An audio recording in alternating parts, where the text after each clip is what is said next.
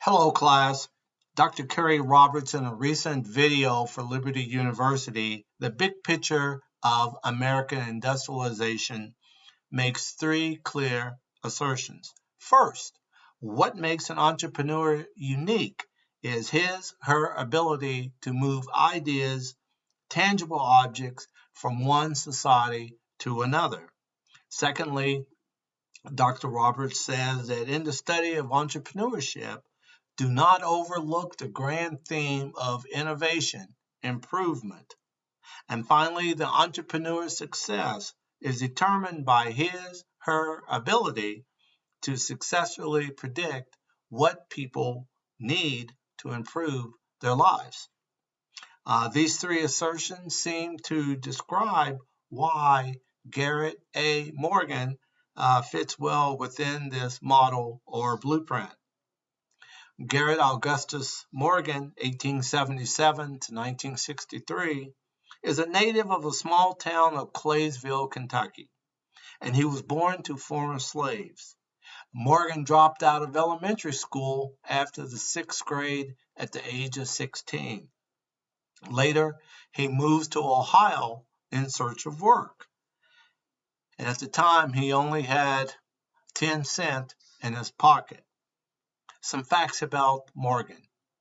Morgan began his career as a handyman sweeping floors, and then he found employment in a sewing machine factory, and which led him to his first invention of a revamped sewing machine.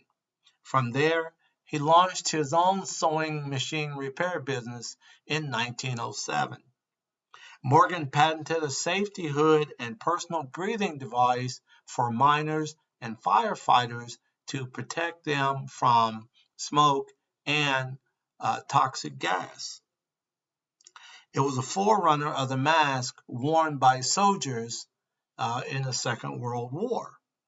A third invention that improved the quality of life was a traffic signal with three signals: stop, go, and stop in all directions. It also had a warning light like today's yellow light. The traffic light was patented in 1922 and sold to General Electric for $40,000.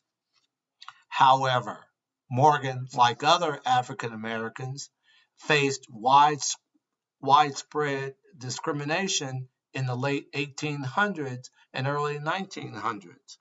When Morgan advertised in the black-owned newspaper outlets, he used himself as a model or other blacks or African Americans.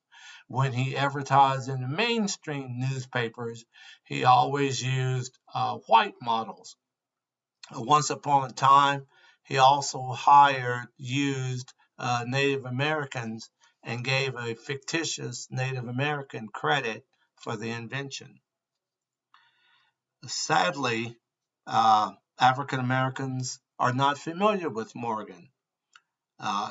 Morgan was once called the Black Edison, but his name is often omitted from American history books for high schools. In 1963, the Pittsburgh Courier, an African American newspaper, when Morgan died, said,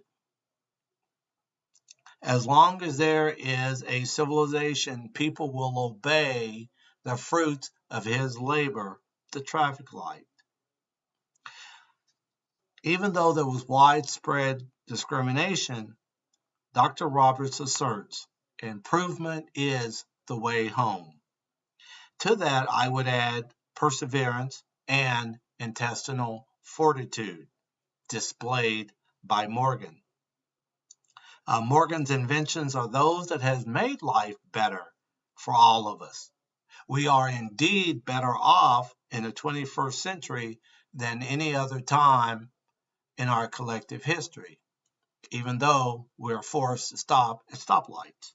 My sources: Ron Simmons, Who Was Garrett Morgan, News Journal; the inventor of the traffic light dies, the Pittsburgh Courier; Lisa D. Cook, Overcoming Discrimination by Consumers During the Age of Segregation, and Carrie Roberts, The Big Picture of American Industrialization.